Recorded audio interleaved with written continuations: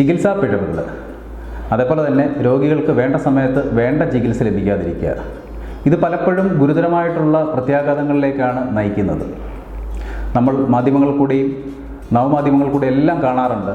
പല ആശുപത്രികൾക്കെതിരെയും പല ഡോക്ടർമാർക്കെതിരെയും ഇതേപോലെ വേണ്ട സമയത്ത് വേണ്ട ചികിത്സ നൽകാതിരിക്കുക അല്ലെങ്കിൽ ചികിത്സാ പിഴവുകളൊക്കെ ആരോപിക്കാറുണ്ട്. പലപ്പോഴും ഈ ചികിത്സാ പിഴവ് അല്ലെങ്കിൽ വേണ്ട സമയത്ത് വേണ്ട ചികിത്സ ലഭിക്കാതിരിക്കുക എന്ന് പറയുന്നത് ഒരു രോഗിയുടെ ജീവൻ വെച്ചിട്ടുള്ള കളിയാണ്. എല്ലാ ആശുപത്രികളും ഡോക്ടർമാരും അങ്ങനെയാണെന്നല്ല. ഡോക്ടർമാർ ദൈവത്തിൻ്റെ പ്രതിരൂപങ്ങളാണെന്നാണ് പറയുന്നത്. എന്നിരുന്നാൽ തന്നെയും ചിലപ്പോഴെങ്കിലും ചിലർക്കെങ്കിലും ഈ ഒരു സാഹചര്യത്തിൽ കൂടി കടന്നു പോകേണ്ടി വരുന്നിട്ടുണ്ട്. ഇതിന് കൃത്യമായിട്ട് നിയമത്തിൽ ഒരു പോംവഴിയുണ്ട്. ഇന്ന് ചികിത്സാ പിഴവ് എന്താണെന്നും ആ ചികിത്സാ പിഴവിന് നമുക്ക് എന്ത് നിയമ നടപടികൾ കൈക്കൊള്ളാമെന്നും നമ്മളോട് പറഞ്ഞു തരുന്നത് ഡോക്ടർ അനീഷ് വി പിള്ളയാണ്. അദ്ദേഹം Cochin university of science and ടെക്നോളജിയുടെ ലീഗൽ സ്റ്റഡീസിലെ അസിസ്റ്റൻറ്റ് പ്രൊഫസറാണ്. നമ്മൾക്കാർക്കും ഒരസുഖങ്ങളും ഒരപകടങ്ങളും ഉണ്ടാവാതിരിക്കട്ടെ. അതേപോലെ തന്നെ എല്ലാ ആശുപത്രികളും എല്ലാ ഡോക്ടർമാരും എല്ലാ രോഗികൾക്കും നല്ല ചികിത്സയും കൃത്യസമയത്ത് വേണ്ട ചികിത്സയും നൽകട്ടെ എന്ന് പ്രാർത്ഥിക്കുന്നു. അപ്പോൾ ആദ്യമായി നമ്മളിതിൽ അറിഞ്ഞിരിക്കേണ്ടത് എന്താണ് ചികിത്സാ പിഴവ് എന്നുള്ളതാണ്. എന്തുകൊണ്ടാണ് ഇത് അറിഞ്ഞിരിക്കേണ്ടതെന്ന് വെച്ചാൽ പലപ്പോഴും നമ്മൾ കാണാറുണ്ട്, ഒരു രോഗി ഒരു ഹോസ്പിറ്റലിലേക്ക് പോകുന്നു. പക്ഷേ ആ പോകുന്ന സമയത്ത് അദ്ദേഹത്തിന് മറ്റ് ആരോഗ്യ പ്രശ്നങ്ങളോ അല്ലെങ്കിൽ ഗുരുതരമായ ആരോഗ്യ പ്രശ്നങ്ങളോ ഒന്നും തന്നെ ഇല്ല. എങ്കിലും അദ്ദേഹം ഹോസ്പിറ്റലിൽ ചെന്നതിന് ശേഷം ഒരു ഇഞ്ചക്ഷൻ എടുക്കുകയോ അല്ലെങ്കിൽ മറ്റേതെങ്കിലും ഒരു ട്രീറ്റ്മെൻറ്റ് നൽകുകയോ ചെയ്തതിന് ശേഷം പെട്ടെന്ന് അദ്ദേഹത്തിൻ്റെ അവസ്ഥ ഗുരുതരമാകുകയും ചിലപ്പോൾ മരണം വരെ സംഭവിച്ചു പോവുകയും ചെയ്യാറുണ്ട്. അത്തരം സാഹചര്യങ്ങളിൽ അദ്ദേഹത്തിൻ്റെ ബന്ധുക്കളും സുഹൃത്തുക്കളും പൊതുവെ ചികിത്സാ പിഴവ് ആരോപിക്കാറുണ്ട്. പക്ഷേ യഥാർത്ഥത്തിൽ അദ്ദേഹത്തിൻ്റെ മരണകാരണം ചികിത്സാ പിഴവാണോ അല്ലയോ എന്ന് നമ്മൾ അറിഞ്ഞിരിക്കണം. അതെങ്ങനെയാണ് നമുക്കറിയാൻ കഴിയുന്നത്? നമ്മൾ നോക്കിയാൽ ഏതൊരു രോഗത്തിനും അതുപോലെ തന്നെ ഏതൊരു രോഗത്തിൻ്റെ ലക്ഷണത്തിനും വളരെ വ്യക്തമായി എന്ത് തരം ചികിത്സ അല്ലെങ്കിൽ എങ്ങനെ ചികിത്സ നൽകണം എന്ന് നിഷ്കർഷിക്കപ്പെട്ടിട്ടുണ്ട്. അത് അന്താരാഷ്ട്ര തലത്തിലും ദേശീയ തലത്തിലും നമ്മുടെ ബന്ധപ്പെട്ട അതോറിറ്റീസ് വളരെ കൃത്യമായി പറഞ്ഞിട്ടുണ്ട്. ഓരോ ചികിത്സാ ലക്ഷണങ്ങളുമായി വരുന്ന വ്യക്തികൾക്കും ഓരോ തരത്തിലുള്ള രോഗത്തിനും ഇന്ന രീതിയിലുള്ള ചികിത്സകളാണ് നമ്മൾ നൽകേണ്ടതെന്ന്. എന്നാൽ പലപ്പോഴും നമ്മൾ കണ്ടുവരുന്നത്, ഒരു രോഗി ഒരു ഹോസ്പിറ്റലിലേക്ക് ചെല്ലുന്ന സമയത്ത് അവിടെയുള്ള ഡോക്ടർ അദ്ദേഹത്തിന് നൽകുന്ന ചികിത്സ സാധാരണ നിഷ്കർഷിക്കപ്പെട്ടിട്ടുള്ള ചികിത്സ തന്നെയാണ് എങ്കിൽ ഒരുപക്ഷെ ഈ രോഗി മരിച്ചാൽ പോലും അതിന് ചികിത്സാ പിഴവ് നമുക്ക് വിളിക്കാൻ കഴിയില്ല. എന്നാൽ എപ്പോഴാണ് അപ്പോൾ നമ്മൾ ഇതിന് ചികിത്സാ പിഴവ് എന്ന് പറയാൻ കഴിയുന്നത്? അതിന് നമ്മൾ ആദ്യമായിട്ട് അറിഞ്ഞിരിക്കേണ്ടത് എന്താണ് ഈ രോഗിക്ക് അല്ലെങ്കിൽ ഇത്തരം രോഗലക്ഷണവുമായി വരുന്ന ഒരു രോഗിക്ക് എന്ത് തരത്തിലുള്ള ട്രീറ്റ്മെൻറ്റാണ് സാധാരണഗതിയിൽ ഒരു ഡോക്ടർ നൽകേണ്ടിയിരുന്നത്. അത്തരം ചികിത്സകൾ നൽകുന്ന സമയത്ത് പരമ്പരാഗതമായി അംഗീകരിച്ചിട്ടുള്ള അല്ലെങ്കിൽ ഈ നിഷ്കർഷിച്ചിട്ടുള്ള രീതികളിൽ നിന്നും മാറി ഒരുപക്ഷെ ഡോക്ടർ ചികിത്സ നൽകാം. അത്തരം സാഹചര്യങ്ങളിൽ നമുക്ക് പറയാം അവിടെ ഒരു ചികിത്സാ പിഴ ഉണ്ട് എന്ന് പറയാം. അതുപോലെ തന്നെ ഓരോ ചികിത്സകളും നൽകുന്ന സമയത്ത് അതിനനുവർത്തിക്കേണ്ട ചില പ്രൊസീജിയറുകളുണ്ട്.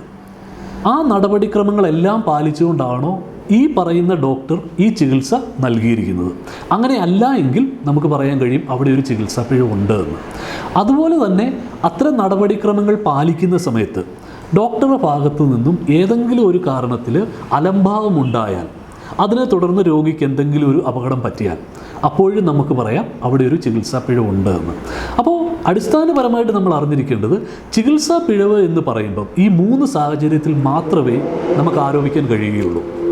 ഒന്നാമതായി, ഒരു പരമ്പരാഗതമായി നിഷ്കർഷിക്കപ്പെട്ടിട്ടുള്ള ചികിത്സാ രീതിയിൽ നിന്നും മാറി ഒരു ഡോക്ടർ ചികിത്സ നൽകുമ്പോൾ, അല്ല എങ്കിൽ അത്തരം നടപടിക്രമങ്ങൾ പാലിക്കാതിരിക്കുമ്പോൾ, അല്ല എങ്കിൽ നടപടികൾ പാലിക്കുമ്പോൾ അലംഭാവം കാണിക്കുകയാണെങ്കിൽ, ഈ 3-ൽ ഏതെങ്കിലും ഒരു കാരണം ഉണ്ട് എങ്കിൽ മാത്രമേ നമുക്കവിടെ ചികിത്സാ പിഴവ് ആരോപിക്കാൻ പറ്റൂ.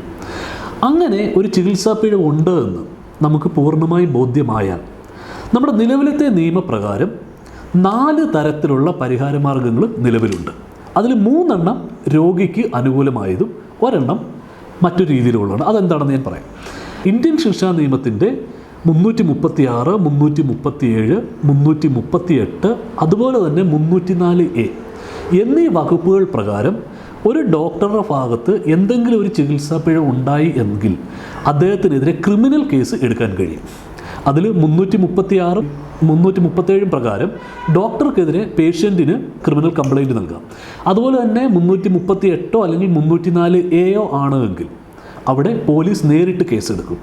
അതായത് ഈ പറയുന്ന വകുപ്പ് 336 മുതൽ അല്ലെങ്കിൽ 304A എന്ന് പറയുന്ന ഈ 4 വകുപ്പുകൾ പ്രകാരം ഒരു രോഗിക്കുണ്ടാകുന്ന ചെറിയൊരു അസ്വസ്ഥത മുതൽ രോഗിയുടെ മരണം സംഭവിക്കുന്നത് വരെയുള്ള എല്ലാ തരത്തിലുമുള്ള ചികിത്സാ പിഴവുകളെയും അല്ലെങ്കിൽ ക്രിമിനൽ നിയമപ്രകാരം ഡോക്ടർക്കെതിരെ കേസെടുക്കാം.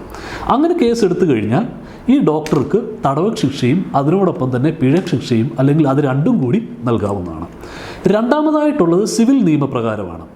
സിവിൽ നിയമപ്രകാരം നമുക്ക് ചികിത്സാ പിഴവ് എന്ന് തന്നെ പറഞ്ഞുകൊണ്ട് സിവിൽ കോടതികളെ സമീപിക്കാം.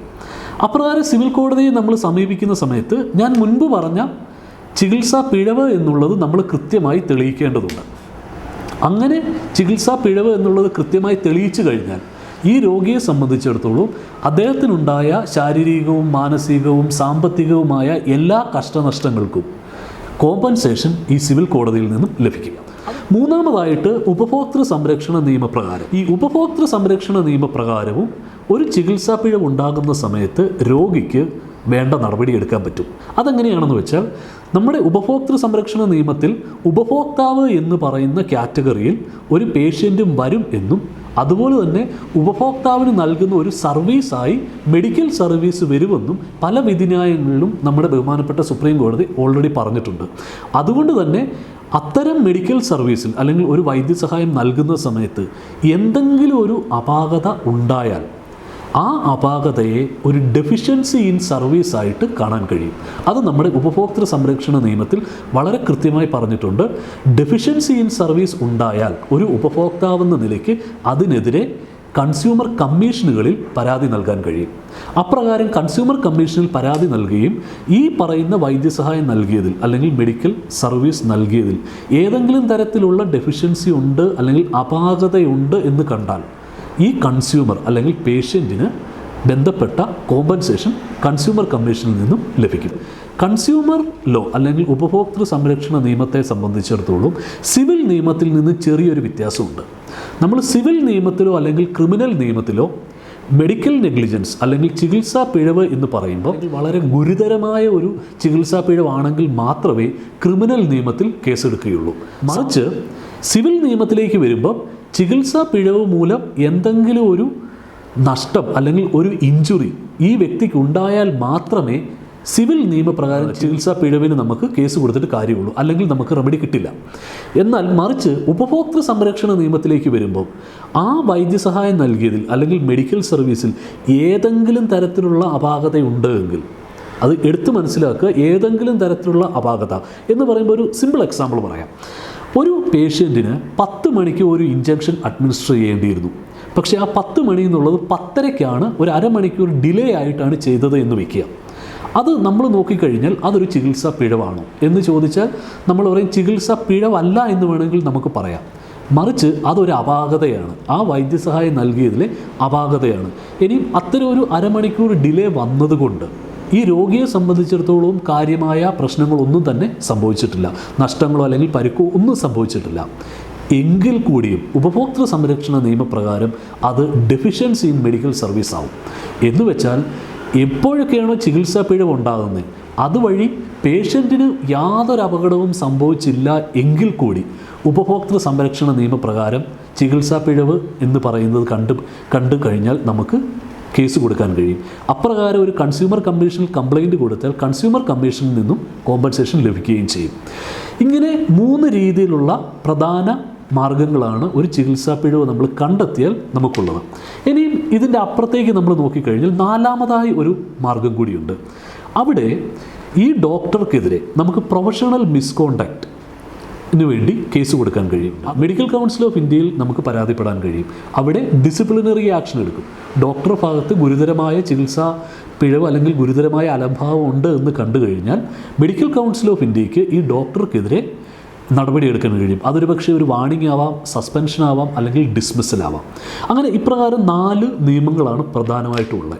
അപ്പോൾ പലപ്പോഴും ഈ ചികിത്സാ പിഴവുമായി ബന്ധപ്പെട്ട നിയമങ്ങളെപ്പറ്റി പറയുമ്പോൾ ഉള്ളൊരു പ്രധാന സംശയമാണ്, ഇതിൽ ഡോക്ടർ മാത്രമാണോ കുറ്റക്കാരൻ, അതോ ഡോക്ടറെ അസിസ്റ്റ് ചെയ്ത നഴ്സസിന് ലയബിലിറ്റി ഉണ്ടോ, അതുപോലെ തന്നെ മറ്റ് പാരാമെഡിക്കൽ സ്റ്റാഫിനുണ്ടോ, അതുപോലെ മറ്റ് ഹോസ്പിറ്റൽ ഉദ്യോഗസ്ഥർക്കുണ്ടോ, അല്ലെങ്കിൽ ഫാർമസിസ്റ്റിനുണ്ടോ, അതിലെല്ലാം ഉപരി ഹോസ്പിറ്റലിന് എന്തെങ്കിലും ഉത്തരവാദിത്വമുണ്ടോ ഡോക്ടറുടെ ഭാഗത്തു നിന്നുണ്ടായ വീഴ്ചയ്ക്ക്. ഒരുപാട് വിധിന്യായങ്ങളിലൂടെ നമ്മുടെ സുപ്രീം കോടതി വളരെ കൃത്യമായി പറഞ്ഞിട്ടുണ്ട്, എപ്പോഴൊക്കെയാണോ ഡോക്ടറുടെ ഭാഗത്ത് ചികിത്സാ പിഴവ് ഉണ്ടാകുന്നത്, അല്ലെങ്കിൽ ഡോക്ടറുടെ ഭാഗത്തൊരു വീഴ്ച ഉണ്ടാകുന്നത്, അതിൻ്റെ ലയബിലിറ്റി അല്ലെങ്കിൽ അതിൻ്റെ ഉത്തരവാദിത്വം എന്ന് പറയുന്നത് ഹോസ്പിറ്റലിനും ഉണ്ട് എന്ന് പറഞ്ഞിട്ടുണ്ട്.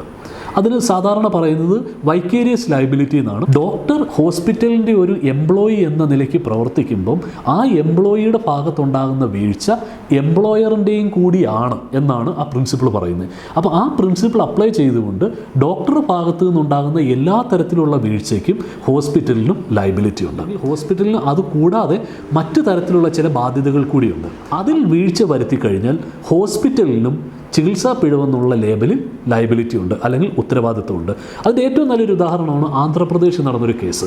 അതിലെന്താ സംഭവിച്ചതെന്ന് വെച്ചാൽ, ഒരു ഗർഭിണിയായ സ്ത്രീ ഹോസ്പിറ്റലിലെ ബാത്റൂമിൽ തെന്നി വീഴുന്നു. അങ്ങനെ അതിനെ തുടർന്ന് അവർക്കൊരു പരിക്ക് പറ്റി. അപ്പോൾ പിന്നീട് മനസ്സിലായി ഹോസ്പിറ്റലിൽ കൃത്യമായി ക്ലീനിങ് സ്റ്റാഫ് ഇല്ലായിരുന്നു. അവരുടെ ഒരു ഷോർട്ടേജ് കൊണ്ട് കൃത്യമായി എല്ലാ റൂമിലും സമയാസമയത്ത് പോയി ക്ലീനിങ് നടത്താൻ പറ്റിയില്ല. അതിനെ തുടർന്നാണ് ഇങ്ങനെ അവിടെ ഒരു തെന്നി വീഴാനുള്ള കാരണമെന്ന് മനസ്സിലായി. അവിടെ അത് ഒരു ചികിത്സാ പിഴവാണ് എന്ന് പറഞ്ഞു. അതായത് ഒരു നെഗ്ലിജൻസ് ആണ്, ഹോസ്പിറ്റലിൻ്റെ ഭാഗത്തു നിന്നുള്ളൊരു നെഗ്ലിജൻസ് ആണ് എന്ന് പറഞ്ഞു. അതുപോലെ തന്നെ ഓരോ ഹോസ്പിറ്റലിലും വേണ്ട വളരെ ബേസിക്കായിട്ടുള്ള ചില സംഗതികൾ ഓരോ ഹോസ്പിറ്റലും ഓരോ രീതിയിലായിരിക്കും ഫങ്ഷൻ ചെയ്യുന്നത്. പക്ഷേ അവരെന്താണോ ക്ലെയിം ചെയ്യുന്നത്, ഇന്ന ട്രീറ്റ്മെൻറ്റ് ഞങ്ങളുടെ ഹോസ്പിറ്റലുണ്ട് എന്ന് പറയുമ്പം ആ ട്രീറ്റ്മെൻറ്റിന് വേണ്ട വളരെ ഫണ്ടമെൻ്റലായിട്ടുള്ള സൗകര്യങ്ങൾ ഒരുക്കാൻ അവർക്ക് ബാധ്യതയുണ്ട്. എന്നാൽ അത്തരം സൗകര്യങ്ങൾ അവരില്ലാതെ കണ്ട് അവർ ഒരു പേഷ്യൻറ്റിനെ അഡ്മിറ്റ് ചെയ്യുകയും ട്രീറ്റ്മെൻറ്റ് തുടങ്ങുകയും ചെയ്ത് പിന്നീട് എന്തെങ്കിലും സംഭവിച്ചു കഴിഞ്ഞാൽ നമുക്ക് പറയാൻ കഴിയും ഹോസ്പിറ്റലിൻ്റെ ഭാഗത്ത് ഒരു ചികിത്സാ പിഴവ് സംഭവിച്ചിരിക്കുന്നു, അല്ലെങ്കിൽ ഹോസ്പിറ്റലിൻ്റെ ഭാഗത്തൊരു നെഗ്ലിജൻസ് സംഭവിച്ചിരിക്കുന്നു. അതുപോലെ തന്നെ ഹോസ്പിറ്റലിൽ മറ്റൊരു ഉത്തരവാദിത്വമുണ്ട്.